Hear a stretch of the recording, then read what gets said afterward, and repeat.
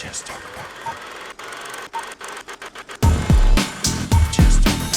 first off, thanks for everybody coming, right? So thanks for everybody coming.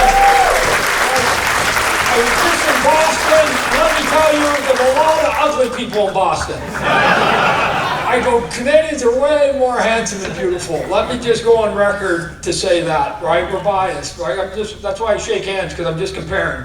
To just go, no, shit, that was better than that guy from Gloucester, right? So, no, we're good. Hey, so here's, some of you, who was here yesterday? Show of hands. Oh, about half of you, okay, that's good. Yesterday we were talking about Spawn 300, right? 300. So today, I'm just gonna sort of turn the page a little bit, not really talk about comic books per se, but just talk about life in general, of just trying to see if we can inspire somebody in this room, right? We got a little bit of a weird title here, that there are moments, I think, in life that people hit forks in the road, or they just need to hear something, or they see something and it triggers them and it moves them down the path, right?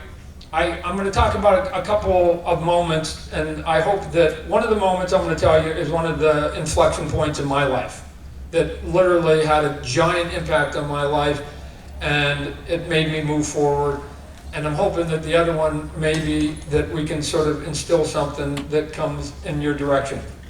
Also, if you listen, there's not a bunch of you, I'm not saying it's going to affect all of you, but I'm hoping that a couple of you, if you listen and you do it, and 5 years from now, you can get there. Here's what I'm going to tell you. There is a possibility, and I'll get back to it, and if it gets late, then you're going to have to remind me, because I got to come all the way back to it. You're going to have to remind me that if you listen, two things could possibly happen in your life. One, Wayne Gretzky can feed you food for free. And two, you could get a mail order bride from Malaysia.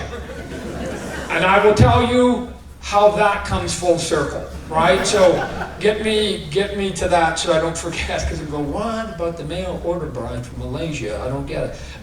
So let's talk about it. So that's not the beginning. So for me, I was collecting comic books, and I lived in Calgary, and I started collecting. Yes, Where's our Canadian flag? There we go. Okay, go back. Let's go back. Here's inflection point right there. So here's inflection point number one. I'm Canadian, I'm in Calgary, and the moment, I talked about it yesterday, but for some of you people aren't here, it's the moment that made me say, I'm going to try and be a comic book artist. Although I was collecting comic books, and although I thought I could sort of teach myself the style, I didn't really think that you could be a Canadian, let alone in Calgary, and work for a New York firm. At 16, you don't think about this. So for me, the moment came when I was turning the channel, and for some of you that are as old as me, there's 4 channels, you guys know, right? There's 4, and one of them is public access, so it's not even really a channel, right? So, but I was flipping through it, and all of a sudden, and on public access in Calgary, somebody's standing there. Bad lighting, bad setup, it was a bad everything, but all I saw was somebody holding a piece of original artwork, okay? At that time, I was collecting comic books. And the comic book that I thought was not only the coolest, both from a story and an art sort of version, but it was also the best-selling comic book at Marvel at that time, was the Uncanny X-Men, right? And so I chose the one that had the Guardian with the maple leaf on it, right? So I took a biased one. It was the best selling comic book, and for me at 16, 17, it was the best comic book out there. I flipped through the channels, and somebody's holding a piece of original artwork. I'd never seen it before. I didn't know what original artwork was. Not only was it original artwork, but it was from the Uncanny X-Men. Uncanny X-Men, black and white original artwork. Wow. I'd never seen that. It was, again, like some of the stuff that you might see here at this convention. Then it sort of goes higher, and then all of a sudden they start talking to the guy, and the guy holding the piece of paper was an artist named John Byrne. John Byrne is that artist right there. He was doing the book. And now I'm just going, what the heck is John Byrne holding original artwork from the best-selling comic book doing on Calgary public access TV. Like, it doesn't make any sense to me. And then the moment he says, oh yeah, by the way, I live in Calgary. It blew my mind. That was a moment he didn't even know, and I met John Byrne after that. He doesn't even know that moment was the one that cemented it for me. So there are going to be these times in life where you're either going to hear, see, read something, and it's going to trigger a point in you, and you're going to be able to go. And you're going to go, wow. And that was the moment for me, because at that point I thought, I like comic books, but it's a fool's dream. And I went to, you're saying that the guy who draws the best-selling book from a company in New York literally lives 2 miles from me. So not only could Canadians do it, but Calgarians specifically, and even more greedy, me, right? I just went, I'm going to start doing my samples. And I started going, I'm going to teach myself, and I'm going to, at some point, begin sending samples, right? Inflection point number 2 comes about 6 months later, when I'm down. I went to school playing baseball. That's how I got my schooling paid for. And I go down to Florida, and I'm ending our baseball camp. We were down there for a baseball camp. And as we come into the Holiday Inn, because I don't know if some old people here, comic book conventions used to be just about comic books, right? So it used to be comic conventions were comic book people and comic book little benches, and everything was comic book, but they weren't very big. There were some comic book conventions that were about as big as this room. They were in ballrooms. Some of you people have been there, some of the old folk. It was about this big, about 20 tables, couple guests, and that was it. We called them conventions. We're gonna leave in Florida. My mom, dad, or I think it was my mom, she's signing us at the desk, because we gotta leave the next day, and there's this little placard that says, down the hall, comic convention. And I'm like, what? Now I'm collecting comic books at this point. I'm a freak about comic books. So I strolled down that hall, and down that hall there's some people that I had bought their books. I remember there was a guy named Pat Broderick and Mike Zeck and a couple other. But outside, not even in the room, because it was like you could only fit 20, outside was a table, and there's a guy named Stan Lee sitting there, right? Now, okay, no, I hear the woo now, but let's put it in context. Stan Lee wasn't the Stan Lee yet, right? He hadn't made his mark worldwide like he did at the end, and I had the good pleasure, I can touch upon that a little bit later. So Stan's sitting there, but to me, as a comic geek, that was the Pope, right? And the reason he's the Pope, ladies and gentlemen, I don't know if it's still true, but I knew back then, every Marvel comic book, if you open the front page, the first line you read on every comic book said the exact same thing. Stan Lee presents. Stan Lee presents. That was like God. It was like God presents. I'm like, oh my God, is the Pope. He's on everything. He's bigger than life. And so here's Stan Lee. Now, Stan's sitting there, and I go up to him, and I go, hey, Mr. Lee, I'm thinking of trying to break into comic books. You mind if I ask you any questions? Right? Can I ask you questions? And without a hesitation, Stan Lee pulls a chair over. Didn't say, hey, he just pulled the chair and he tapped it, which basically meant sit down. For 4 hours, he let me sit there and pepper him with questions. Now, you may sit there and go, what, Todd, how are you peppering him question with the big long lineup? He wasn't the Stan Lee yet. He was still Stan. Look at, let's jump forward. Stan Lee, and I got to be up on stage with Stan more than any human being, I believe. Stan Lee is the only guy I know, because usually there's a natural bell curve to celebrity. You sort of go and you make it, and then the next generation comes on and you fade and you go away, right? Stan Lee's the only guy who said at about 86, said, shit, I'm gonna be a movie star. And he started doing those cameos, right? And it was the cameos that put him on the map. At 88, who starts a career at 88? As a matter of fact, when he died, he went out on top. Like, who's 94? Who amongst us think at 94 we're gonna be at our high mark, right? What are you talking about? We'll be like crippled over and nobody will care about us. They'll put us in old folks' home. And Stan was still on an up trajectory. So it was too bad that he sort of had to leave us too soon. But for me, that was the moment.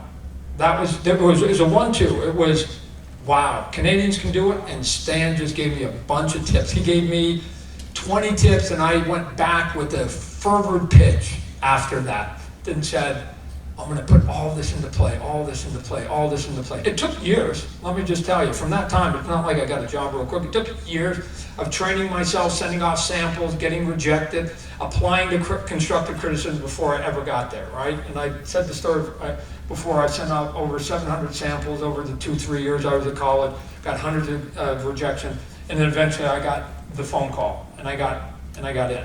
So, if a dumb guy like me, I'm telling you, I got bad grades. I was first name basis with my principal.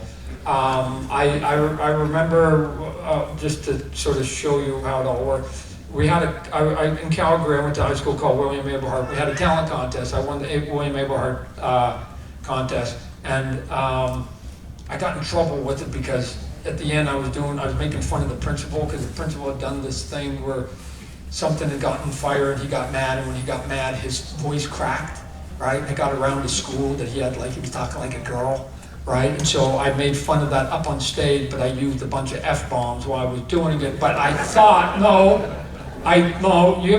know what an air horn is? You hit it and it goes, ah. I go, no, I'm not gonna curse because I'll get in trouble. So I go, I'll just hit the air horn every time I curse. I just didn't practice. Right? So I had the air horn here, and I had my mic here. So when I was screaming the F-bombs, I remember the student body was killing themselves laughing. I go, wow, this is going over good. And I found out because every single curse word I said in that whole script was coming over the PA system loud and hard and big. And at the end of the year, we had a vote. Student body picked the valedictorian.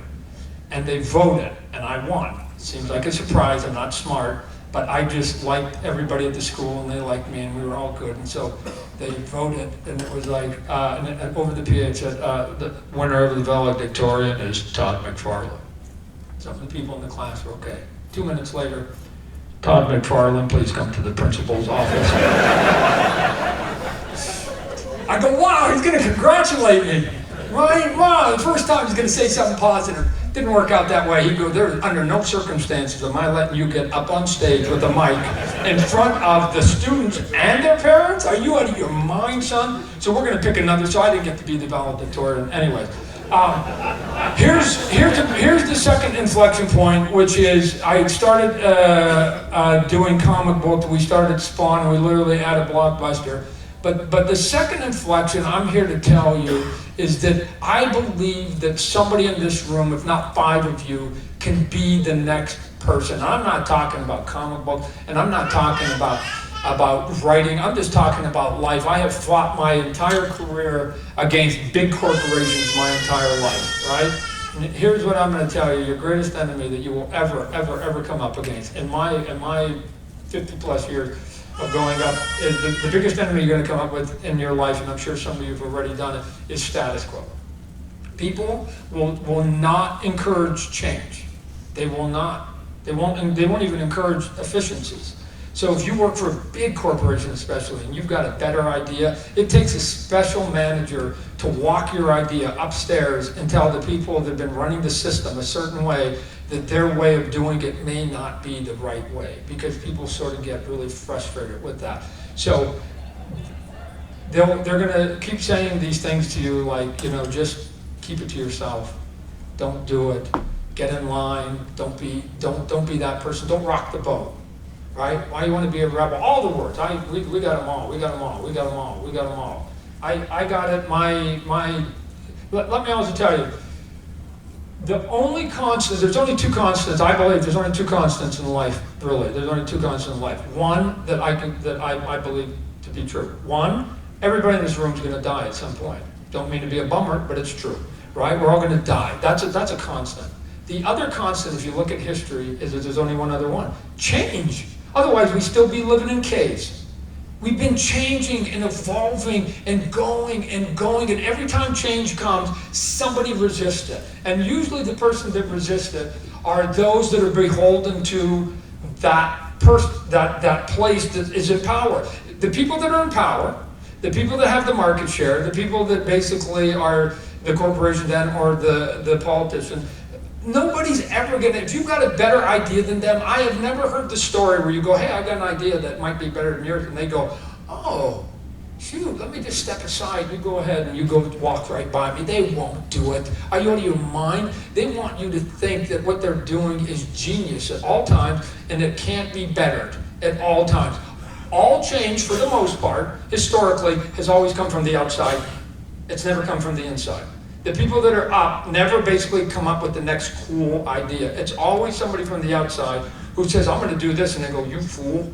You fool. Look at when I came in, I'll give you my, again, personal example. When I started with the toys, and toys were $5, I made mine $6. And all the people at Mattel, and all the people at Marvel, they were like, and I remember they kept coming, they're like, you can't talk, you know, little boy, you know, you don't know what you're doing. You know, you can't sell a $6 toy, right? Toys are fun. Of course you can, ladies and gentlemen. Not only can you sell something for $6, you can sell something for $47,000. They're called cars. You can sell something for $200,000. They're called houses. Of course you can sell something for $6. What are you talking about? People will give you hundreds of thousands of dollars if they believe that the product that you have is worth the value of that price. So, not only can I sell a $6, here, I told them, I go, here's how I'm going to sell a $6 toy. You guys may want to take some notes. I'm going to not only make a $6 toy, I'm not going to make a $5 toy, I'm going to make a $6 toy and sell it for $6. No, I'm going to make what I perceive to be a $7 or $8 toy and sell it for $6. And then I'm giving them perceived value at a discount, and then I can compete with you. What you're thinking of, Fortune 500 company, is how do you basically put a $5 toy and sell it for $6? You can't sell that because they're going to find out, the consumer's going to find out that like it's not worth $6, it's a $5 item. Give them a $10 item for $7 and then you can sell that. And that's all I did. To compete with all the products that the big companies have done, we had to basically go out there and put build a better mousetrap. So if you've ever woken up with the idea of starting any sentence, some of the best ideas in the world to start it with this sentence. I know this sounds stupid, but if you've ever had that thought, write it down. That's where inspiration comes from. What stops people is that they talk themselves out of that next step of going forward, right? Let me tell you that if you just try, the worst that happens is you fail and you've got nothing to lose. Nothing to lose, right? So moms, if there's any moms in here, close your ears because I'm gonna sort of betray some of your teaching. Moms will always say, raise the bar. I say the opposite. Lower your damn bar. Lower it. And the way here's what I say it. Lower your bar when you're going into interviews. Lower your bar when you're going into negotiations. Lower your bar, lower your bar. And here's the lower the bar. Assume the answer is going to be no. Assume the answer is going to be no. Try as hard as you damn can. Give it 100%, but assume the answer is going to be no. Why?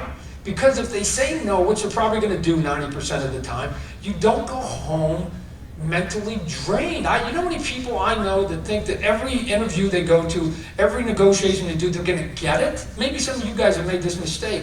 And it just kills you when they tell you no, right? You think the answer is yes. They're going to hire me. No, you're like, oh, God damn. And you go home. But watch this one. If you flip what I just told you, I bet you they're not going to hire me. Watch this. And you go in there and they go, didn't. And you go, hey, no, we're not going to hire you. And you go, fuck, nailed it, right? And you sit there and you're going good.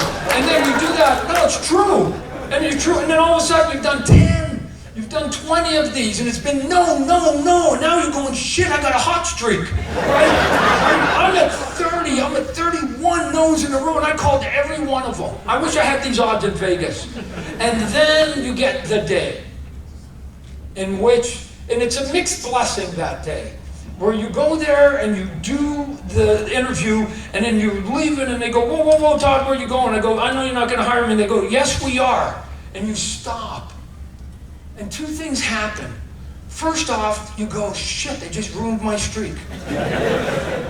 And you were on a streak and you felt good about it. And you go, okay, but to trade away the broken streak that you were proud of, you got a job. And now you're working for them. And it's a good day. So the first 31 no's, you just go, good, I got it, they weren't gonna hire me. Don't worry about it. Don't put the taxation, the stress on your heart. Stop it. Stop it. And here's why you want low bars, ladies and gentlemen. High bars are tough to get over. Low bars, watch this. Over, over, over, the lower you keep it, the easier it is to get over it. A no is easy to get over. A no is easy to get over. I've said, I got a couple employees right here. I've told them, if you want, every single day you should come into my office, you should ask for a raise. Every day. What's the worst that happens? I say no. And you get paid the exact same amount as when you walked in that door. There is no downside to trying. Now, what if you get me on a weekday and I'm just like, I'm tired and I'm like, oh my God, is this the 20? Yeah, fine, you can get your rate. Like, you get it, right? What's the worst that happens? You just get it. I used to go into Marvel and ask for a raise, and I didn't care how or what they called me. Well, you know, you haven't really been doing this, and we don't like you, we hear your attitude, and it's like, whatever. To me, it was just like a dog. It was blah, blah, blah, or Charlie Brown, blah, blah. And as long as I got my raise, I don't care how they got to it. I don't, dude, you can call me an a-hole and give me a raise, or you can call me a saint and don't give it to me. I'll take the first one. I have a goal. I want the raise. So go and ask for it. So I'm going to give you facts now as to how in our industry, and I'm saying this is applicable to other industries that give you openings, and here's what happens with big companies. Here's the weakness of a big company. Let me tell you, ladies and gentlemen, what the biggest weakness of a big company is their bigness. It is that easy. And what happens with big things, they don't move very well. Right? They're big and they make $1 billion, and God bless them, but they don't turn very well. So the reason that a company like mine can survive amongst these giants is because I'm quick and I'm fast and I'm nimble. Right? That's being small. They're going to tell you is a negative. It can be, but I'm telling you, it can also be a positive. When I walk into Walmart and Target and Toys R Us, I say to them, I go, look, at my company is only X big, and it's going to be the blessing and the curse of our relationship. And the blessing is that we can have a conversation, talk about something, within 48 hours, be implementing it. Big companies will take 2 weeks just to even have a meeting, to even consider the question that was asked 2 weeks earlier. I'll be 2 weeks into the process by the time they get to it. Speed can matter, because you can get to marketplace faster than somebody else. So, what did we do when I was out there? We started our toys, and we went against the giants, but I'm gonna give you some facts about comic books. So let's just talk about comic books and how the giants right now are doing all of us a favor, right? So, June 2019, this ain't hyperbole, ladies and gentlemen. I'm gonna give you facts. In June of 2019, 94 of the top 100 comic books were a Marvel or DC comic book. Now, you can sit there and go, if I go do an independent comic book, oh my gosh, I am telling you right now, today is the best day of your life to do an independent creator-owned comic book, bar none. It's never been as good. Now, you can look at that number, and you can say 94 out of 100, what are you talking about, Todd? I'm going to tell you why it's good. Marvel comic books is owned by Disney. Disney is not going to share those characters. As a matter of fact, Disney spent $2 billion to extract Iron Man from Paramount in. They just had to spend, they wanted to buy Fantastic Four and the X-Men for $2 billion, and they said no, and that's why they canceled the Fantastic Four. If any of you were paying attention, the reason Fantastic Four didn't have a comic book, because Disney was trying to buy it back, and they didn't want to give value to Fox, so they canceled the book. So eventually they went back to them and said, come on, we'll give you $2 billion for Fantastic Four and $2 billion for the X-Men, and guess what happened? Fox, pretty clever, said, hey, no, you can have those two, except we're bundling them with the rest of the studio. You have to buy the whole studio, and we think we want $48 billion for it. You came in offering $4, somebody says $48, $48 billion. And they thought about it, and they went, I don't know if I'm gonna do that. And then they went, okay, fine, we'll do it. And then another big giant company called Comcast came in and went, well, we'll give you $50 billion. And then it just went and went and went. Disney ended up getting it $73 billion later, right? They went in trying to spend $4 billion, and they spent $73 billion. So now what's going to happen, they're going to keep all those things that are in there. You saw what happened with Spider-Man recently. They wanted to try and extract Spider-Man, right? And Sony went, no, ain't going to happen, right? So DC Comic Books is owned by Warner Brothers, and let me tell you, if you've been paying attention, Warner Brothers never shares their characters. Disney's trying to extract them all in, so they will never share them. Warner Brothers has never shared them. Why does this matter? Oh, it is a good day for everybody in this room. Because if you are Netflix, Hulu, Amazon, ABC, NBC, or any cable station, right? Your Showtime, your HBO, your Stars, I don't care what you are, Lifetime, your BET, I don't care, there are hundreds of them. And if you are any of the producers that are in Hollywood, and there are way over 1,000 of them, so combined between these billion-dollar empires and the producers, there's over 1,200 people in Hollywood today that must create content, and they're looking at these billion-dollar movies called Avengers that are making all this money, and they all want comic book stuff.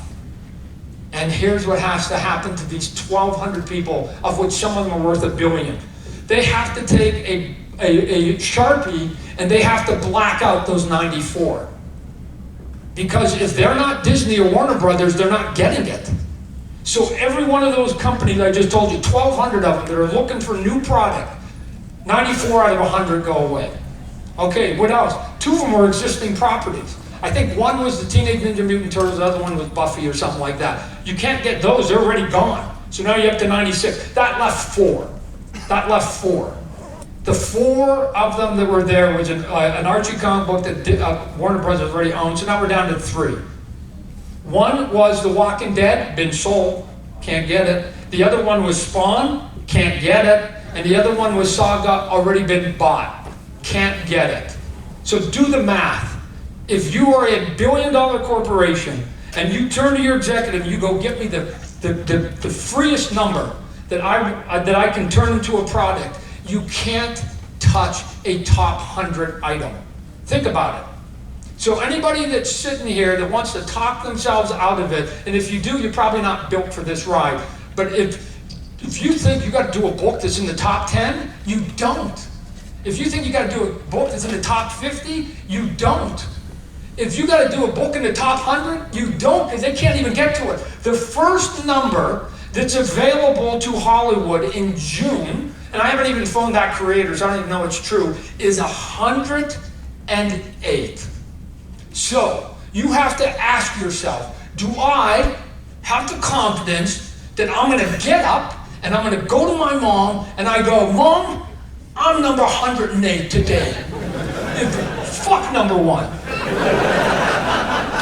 Not even 72. Mom's going to ask maybe 82. You go, Mom, 108, back off. 108. Surely somebody in this room has the confidence to get up and say, I think I have an ego that will get me to 108. And here's the next thing. The next one that's available is 122, and the next one's 143. Like, essentially, because there's still Marvel and DC books between 101 and 200. They still have to put lines through those. We've got 23 books in Image that are in some kind of production that's in there, which basically means, I'm telling you right now, if you are anywhere between 101 and 200, you will be probably a top 5 or 6 call to billion-dollar empires. All right? Now, if you have no interest in the billion-dollar empires, and you do not have to, then just let's talk about the math of it. The math of it is that the 100th selling book in June sold 24,000 copies. The 100th, because there's a ranking, right? From number 1 and it drops down. And the 100th book sold 24,000 copies. So if you can write, pencil, and ink your own book, which is cool, then when you put out a book, and usually you put out a book at $2.99, $3.99, let's just do some easy math. You're going to personally get, depending on the distribution, $1.50 a book. So do the math. 24,000 times $1.50, that's 36,000 a month. Times 12. Do that math. That's over $400,000. It's not even a starving artist. You guys are going, well, I don't want to be a starving artist. $400,000 a year to make the top 100. That's what that is, ladies and gentlemen. I don't understand why everybody isn't doing that. It's bizarre to me, I gotta tell you. You guys, I would learn to draw or write or do something in your spare time while you're working at your day job, and to go and maybe just keep selling it, so at some point you can try and jump into that pool, because it's not a bad living, right? And that's not even saying you're getting money from Hollywood. That's not even saying you're getting t-shirts and hats and toys and all the other things, right? This is it. There's this number is there. And so my plea to everybody in this room, my begging you, not only do you like to beg, but you guys are handsome and beautiful, I told you before, is create and get up on this stage someday and be that person that's sitting there, right? Like, so they have to come, they're gonna have to come to you. And while you're waiting for them to come to you, you're gonna be making a lot of money anyways. We now get phone calls from Hollywood for our solicitations. You guys know what solicitations are. You put a cover, you put a price, and you put like 3 sentences. We're getting phone calls from Hollywood that are making preemptive buys on that. They haven't even read the issue. Because they know the moment that book comes and hits the stand, those 1,200 people I was talking about are all gonna be looking at it. And they're gonna get in a bidding war. So they're actually preempting buying it, going, I like the cover, what's it about? You give them like 2 minutes and they're going, cool, I'll buy it, right? They'll buy it. I'm not saying they're gonna make it, but you're going, okay, it's some extra money while you're making your thing. Why not? Why not? Why not do this? Why not get out there, right? Now, if we go, what do we got here? It's our next slide here. So how does that get you any place? Well, if I had just said, no, I was just gonna follow in the path of everybody else, then we were gonna get to, look at, I've been in trouble since I was in grade 5, right? So I've been in trouble a lot. But I talked about it a little bit yesterday. The creation of a character called Venom was because I just have this sort of rebel attitude in me. Most people, when they told me to take over Spider-Man, most people would have said, in this room, they said, hey, you can come and draw Spider-Man. Most people would have gone, cool, right? That would have been, that's a sane answer. That's a reasonable adult answer. That wasn't my answer. I was doing a Hulk, and I was just going, I want to draw some fun stuff. I just want to have some fun drawing this stuff. And he was in his black costume. And I was going, I'm not drawing that dude in his black costume. I'm like, no, Todd, we need a new artist. We don't have an artist. I'm not drawing him in that black costume. Like, it doesn't mean nothing to me. Right? Spider-Man's red and blue. So I told him I would come back, and I would draw Amazing Spider-Man. He kept begging if they got rid of the black costume, right? Most people in this room would have gone, oh my God, I'm drawing Spider-Man. I'm gonna go tell my girlfriend and my mom. That's the right. I just went, no, I have a condition. Get rid of that costume. And they came back and they said that the editor-in-chief liked the black costume. Easy answer. Let's just put it on somebody else. Let's tear that costume off Peter Parker. Put it on somebody else. I'll create this cool thing, monster. We'll call it Salmon, Venom, whatever. We'll give him a name eventually. We'll get there. And I'll get to draw. And that was it. I wish I could say I was smarter than that. That was it. My immaturity and my stubbornness essentially was a giant happy accident to get the Venom, because most human beings would have said, yes sir, I'll draw Spider-Man. And what would have happened, I think, is that he would have worn that black costume for another 2 years, and then they would have got tired of it, and they would have retired it, they would put him back in his costume, and then we would have gone on. Just like a lot of events in comic books, they sort of don't have any impact. That's it. You would have just gone boom, boom. You would have been done with it. So at that moment, by me being stubborn, you end up having a character that now becomes sort of, I didn't know, nobody knew, this big phenomenon. The writer, David McFarlane, he didn't know, none of us knew, that would come on and do it because of a little bit of stubbornness. Because here's the thing, when I was doing Spider-Man, I said before, where they sort of, as I took the book, I took over the book, it was 22 in the rankings, and took it to number 1. And they were always, every time I went to New York, they were always pointing the finger going, stop doing that, Todd, stop doing that drawing, stop, you're messing with the icon, you're messing with status quo, stop. The sales were going up. Sales were going up. And here's what I liken it to. I thought the goal was for me to sell the most comic books at Marvel. Nobody else was employed at Marvel to sell as much as I was at that time. It seemed like a weird thing to basically be sitting there saying, hey, I'm going to start arguing with the guy who's selling more comic books than anybody else, right? These are the conversations I was having on an ongoing basis. I'm selling more comic books than anybody else, and every time I come, all I do is get reprimanded. It seems like a weird thing from an employee's point of view. I thought I was hired to sell comic books, and I was doing it, putting cash in their pocket. We're in the commerce business. I was doing it. What bugged them was that I just wasn't doing it their way. And this is the emotion, and this is the status quo. They wanted me to take it from 22 to 1, doing it their way and not doing it. And so what they did was, when I sort of started doing this new art, they took it as a personal slight. That I was saying, you're dumb, you don't know how to do Spider-Man, I'm gonna draw it this way because you're dumb. That wasn't it, ladies and gentlemen, let me tell you. At no point was that ever part of the equation. Here's exactly what was going on. I'm in my room in the house up on Vancouver Island, which is where I did all my Spider-Man. And I am sitting in a small room for 12 hours a day, and I have to entertain myself. And if you can't entertain yourself in a room by yourself, there's nobody in there with you. So it's a very lonely occupation. So you have to go, what can I put on paper that would be fun to draw so I can get through today? It's 12 hours. Oh, what if he was doing this? And what if he looked like that? And what if I create these cool webs? And what if I did this? And that was it. And thank God that all you guys sort of said, oh, that looks cool too. I wasn't even thinking about you. I was thinking about me. I was all selfish at that point. And then the readers went, oh, that's kind of a cool look. And then, so we got the sale. And to me, I thought it was weird that, like, what do they care what it looks like if the sales are going up? Right? The goal, we had a goal, which was to sell the most comic books. So here's, to me, how I liken it. The goal, let's just say, let's make it up. The goal is to be at Freddy's at 10 o'clock on Friday for the party. That's the goal. Everybody agree, 10 o'clock, Freddy, party, let's go, everybody, yeah, we're all going. And then 10 o'clock comes, and everybody's there. And instead of being happy that we all reached the goal, it's Friday, we're gonna have a party, it's gonna be good. What happens is they started complaining about how we got there. Oh, how'd you get there, Todd? Well, I took Highway 10 and then I got off at exit 47.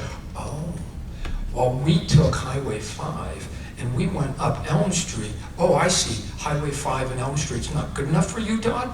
Right? And they were worried about how we got to the party instead of the goal was to get to the party at 10. We met our goal. Who cares how each one of us got there?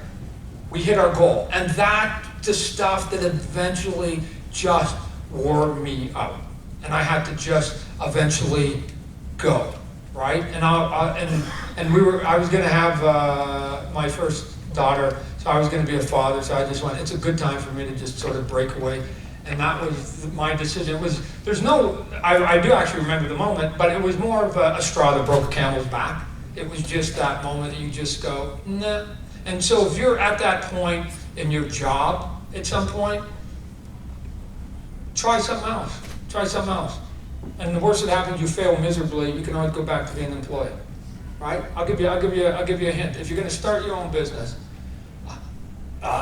see if you can find something else that you can compare it to. Here's why small businesses fail at about an 85 to 90% rate.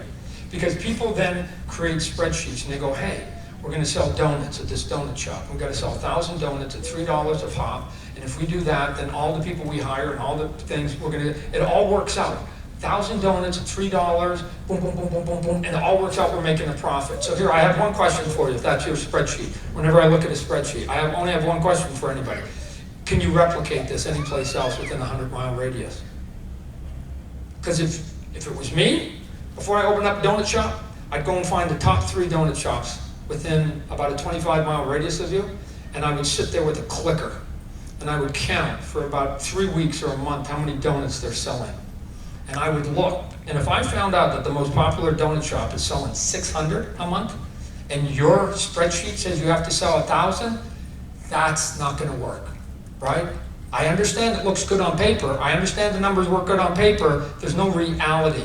So if you're ever gonna start your own business, see if you can replicate it someplace else. Also, all you have to do is just put a little bit of sexy on everything, right? That's all you do. I didn't invent toys. We didn't invent comic book. We just put computer coloring, put slip paper. I put some more detail into it, and we just got to the place that we got to. And then if you do that, eventually you can start your first issue put in a mere 27 years, and then you can be at a convention and celebrate your 300th issue, right? That's a whole nother panel, the 27 year, but that was yesterday. But you can get there. You can get into the 27. Now, let's circle back. I don't know if there's other panels there, but let's circle back as to how you can get a mail order bride.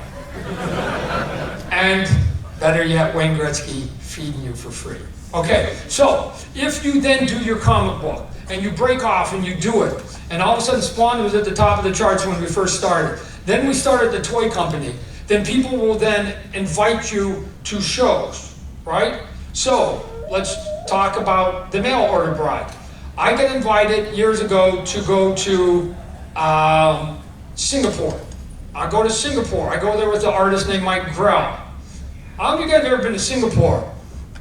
People there are kind of small, right? So they're not very, it's a great place for a guy like me to live, because when they were writing the articles, they kept calling me and the husky Todd McFarlane. The husky, right? Shit. Look at this, ladies and gentlemen. There's a husky. I've never heard that word before. What are you talking about? This thing is a rat belly when I flex it, right? So, but I'm like, for a week in Singapore, I was husky. And Mike Grell, my buddy, who's not the most svelte guy, they called him Paunchy. In national newspapers, he's like, and the Paunchy Mike Grell and the husky Todd McFarlane. I don't know why they had to do all this, because they were doing this cool thing. I remember when I was driving around Singapore, they had, like, you know, the before and afters if you go and diet? And I couldn't see a difference. I remember I was looking at him, and it was just a guy like here. It was like before, after, before, after. I mean, it was literally that much, but they were fat shaming everybody at that point, and they were doing it. Anyways, at the end of that show I did, somebody says, hey, somebody from Malaysia. Here we go. Somebody from Malaysia wants to do an interview with you. I went, cool. Well, we're going to do it after the show. Yeah, okay, they'll meet you at 11. 11, 11:30, 12, 12:31. Nobody shows up. I got to get a plane the next morning. I go to bed. I go, I'm done.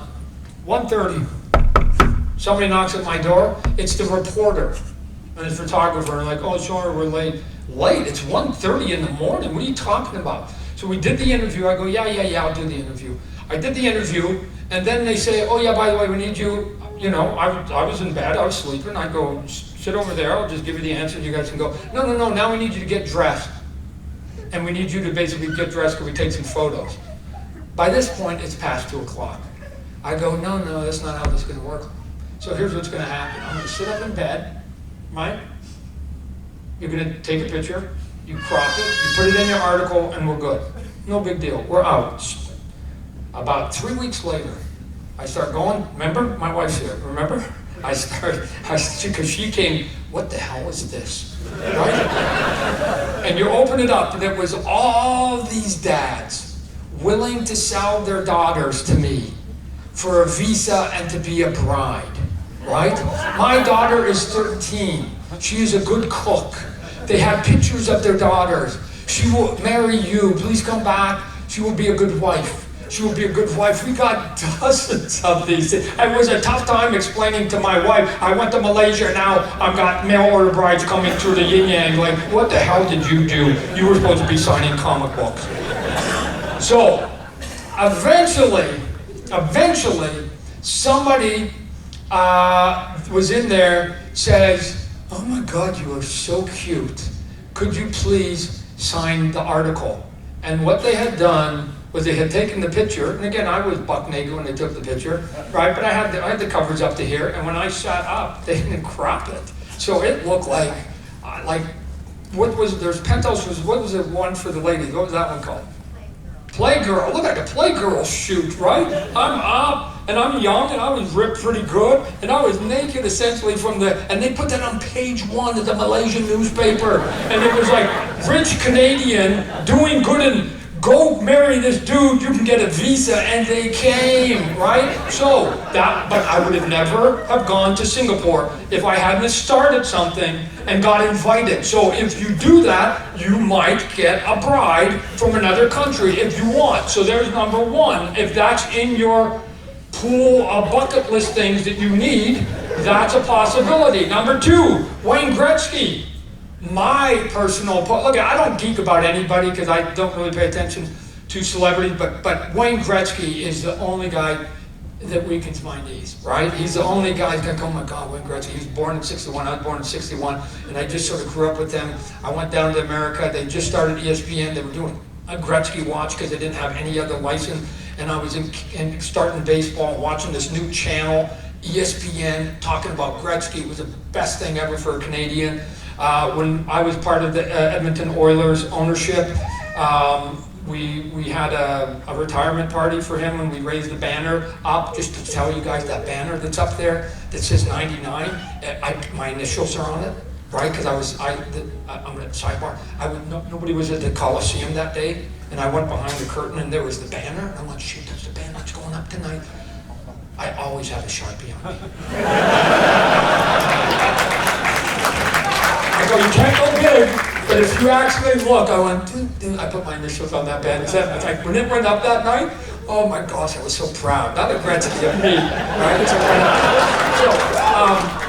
But we gave a dinner the next day, and they said, whenever you do, don't bring a camera. The owners, let's just be a little respectful, let's do it. Are you kidding? I'm gonna have Wayne Gretzky and I'm not gonna get a photo with Wayne Gretzky. Wayne Gretzky is a really nice man, let me just tell you. So, it was this dark Italian restaurant, you guys have been there, and so I just waited. I waited and waited and waited till he was getting ready to leave, and then I went, hey, Wayne, do you mind if I get a picture? I could see that he was like going, finally somebody, because he's a nice guy, he's like, finally somebody's asking. I was feeling bummed out. And if you've ever been in a dark restaurant and you got a flash, it's like lightning just hit the room, right? And I went, poof, and they just went, who brought a camera? And then the answer was, of course, Todd. But let me tell you, all the other owners hit their wife and went, I told you we should have brought the camera. Right? So stop following the rules, right? Stop following the rules. Because by following the rules, they didn't get a picture. And I've got this cool ass picture of me and Wayne sitting there, and I've got it right in my office still. It's pretty cool. That's not the story. I ended up knowing Wayne a little bit. We're making the toys. And so we're going to be making a Wayne Gretzky toy. So I go up to his house. He's living in Thousand Oaks, California at this point. Lives at the top of the hill, beautiful house. He's shooting a Pepsi commercial. So in between the shoots of the Pepsi commercial, he says, hey, I'll come into this van that had this big scanner. And what a big scanner does, you get in there, you pose and go, and you got a wireframe of that, and you can make a toy of it really quickly. So Wayne was going to basically act his own body. I was going to literally get Wayne to basically do Wayne moves. And I'm like, cool, like we're in the van, you got Wayne in your van, right? Like the Winnebago, Wayne Gretzky in your Winnebago, it's a good day, right? And then he goes, I gotta go for lunch. And I'm like, no, sure, okay, just go ahead. And then he goes, what are you doing, Todd? And I'm like, what? I said, we're going for lunch, come on, I'm gonna make you lunch. What? So I go into his house, right? And you're like, oh my God, it's a beautiful house. And then I'm sitting there, and his wife, Janet Jones, sitting there, she's telling me about the new house and all the rugs and whatever else. And I'm sitting there, so Janet's here, and I'm here, and I'm looking through the opening to the kitchen, and there's Wayne Gretzky. Imagine, Wayne Gretzky, you're looking at it this way, and Wayne Gretzky's sitting there, and he's making sandwiches, and then he's going like this. Todd, you like pickles? Yeah, I like pickles. Like whatever, good pickles, yeah. Mayonnaise good for you? I'm getting served free lunch by Wayne Gretzky in his own damn house. So I'm telling you, try it. Try a guy that you succeed. Mail order brides and your celebrity of your life gets to feed you canapé sandwiches. It's a good life. Come on, I beg you to try it because goofy stuff happens and you never know. My wife doesn't like this story. I have a Grammy, and I don't know anything about music. I can't even read music. My wife is a pretty accomplished pianist. I don't even know what it is. It's just dots on paper. How do you get a Grammy if you don't know nothing about music? I don't play. I don't sing. I'm horrible. I don't know nothing. I directed a music video. That's the back door. So there's always a back door. So when we directed it and we got nominated, the first one we did was with Pearl Jam, got nominated. We didn't win that one. Madonna won that year. I did nothing, but I went, wow, cool. Do a music video, get nominated for a Grammy. It's pretty easy.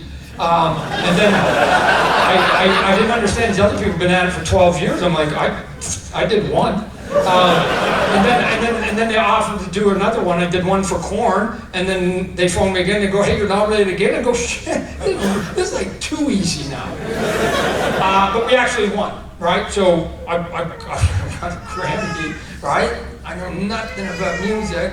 And it's frustrating, right? It's just frustrating. It's frustrating to people that you can just backdoor these things because these are opportunities, because opportunities don't come in a straight line. They come serendipitously. And the reason for me to even get that Grammy was because I ended up doing this book called Spawn that then went to HBO. When I went to HBO, part of the deal was I was in charge. I knew nothing about animation. They put me in charge. I learned animation. Pearl Jam sees the animation. We do the Pearl Jam one that was animated. Somebody asked me to do some more animation on the second one that was half animated, half real. It was the Korn one. And it went, so there's, who knew? What are you talking about? I'm a kid in Calgary, 16 years old, watching PBS, seeing John Byrne hold up a page of original X-Men, and it just gets you to places that as you sit here right now, you cannot even imagine. And you just take it. Right? When we went to Phoenix, and then we'll open up to a couple of questions. When we went to Phoenix, when we first got there, somebody said, hey, they got the Ernst & Young Award for Best Businesses. Somebody said, hey, we've nominated your business as a business entrepreneur of the year or something like that. And I went, yeah, whatever, cool. And then they phoned again and said, no, now you're in the finals. I went, yeah, whatever. And then they said, oh, you got to come to the dinner. I go, I'm not going to go to dinner with rich, stuffy white people. And so they went, no, you won. What? Could you come, Todd? It'd be good if you could accept your award. And I'm like, well, okay, I'll go. And I remember the speech. I only get dressed really for a couple of occasions. Usually it's for weddings and funerals. Those are only 2 times I usually dress up. And so I got dressed up this day. And they give me the award and I get up there and I just couldn't lie. I had to tell them the truth.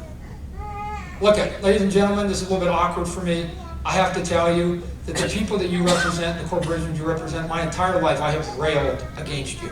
I don't even like you people, right? So my everything that I am today, the people, we just fight to slay giants like you, right?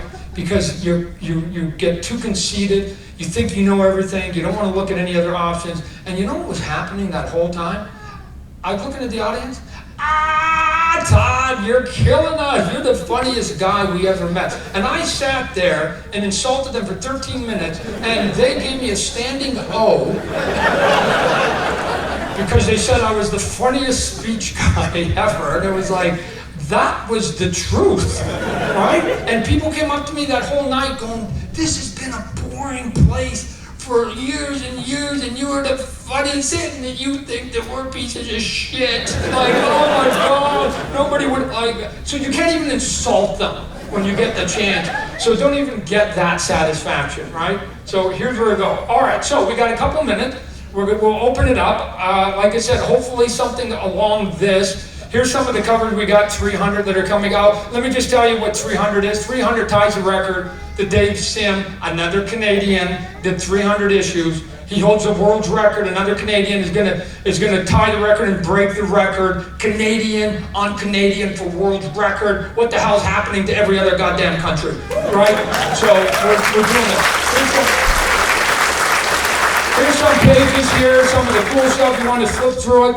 In the meantime, take a look at it. If anybody's got a couple questions, we got time for maybe 2 questions, 3 questions. Anybody got? I don't. Someone's you're gonna have to come this way. Who's got one right here? There's one right here. Come on up. Right, there's one. There's one right there too, and then the one in the green. There's our 3, and then we have to get ready for the next panel. Oh, there's Jeffrey Scott Campbell. Jeffrey Scott Campbell, I got him to go, not just do cover. He came in and did 9 pages on the interior. He did some cool stuff. This is Greg Capullo, some cool big moments in the Greg Capullo stuff. Arguably, my 6 pages in there might be the weak link of the whole book. But no, it's true. These guys knocked themselves out. They were trying to show me up. And then next issue 301 that breaks the record, that's Clayton Crane and Jason, Jerome Pena and myself are going to do the artwork, and then we got a handful of cover artists. We haven't even announced 3 of them. We're going to do it this week. Pay attention. So, all right, what's your question, good man? My question concerns the HBO TV series of Spawn. I love that series to death, but it was incomplete. Okay, can I just brag about the HBO for a second?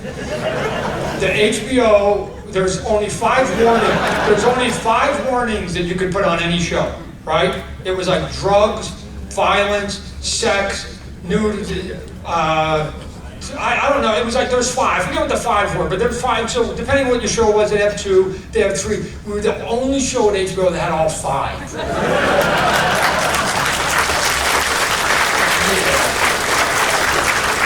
And so it was good. And no, go ahead.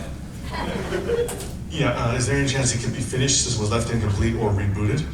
Keith David as Spawn again? Yeah, Keith David had this voice. When you guys watch it, he had this voice that was just magnificent, right? There's a part of me that says I'm going to see if I can get Keith to be in the movie. Yeah. But not in a big way. I'm going to give you my Easter egg. That somebody's just walking down a street, and then the guy does, and then somebody bumps into him, and then he just turns around and goes, "Hey, watch where you're going." And it's like that voice. And then he keeps going, and you go, "My God, that was a Spawn voice." And he keeps going, right? So I want to see, can you come down for like 1 shot? And I can get your voice. We're talking right now, I just had a couple meetings this weekend, right? About a couple different animation looks, both something that we can get kids in at a younger age and then get them into sort of the crack cocaine version of Spawn. and then do the adult one. So we're talking about that. I think both of those come after the movie, right? So the movie that we ended up doing, so thanks. Yes, sir.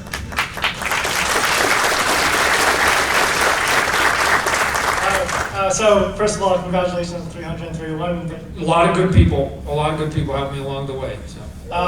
So I'm sure I can speak for all of us in saying that we will all be there for opening day of the Spawn movie. Guys, I know that, and I keep telling Hollywood that. I keep telling them the first 20 million in the opening is mine. I got 1 million fans and they're all going with a date. That's 2 million at $10, that's 20 million. What the hell are you going to do for me, right? So the first 20 million is mine. I know you guys will come. They just don't know that yet, right? They don't know that yet. So I got to convince them. So you being a first-time director for a movie, and I know you're friends with Kevin Smith, Greg Nicotero, Robert Kirkman.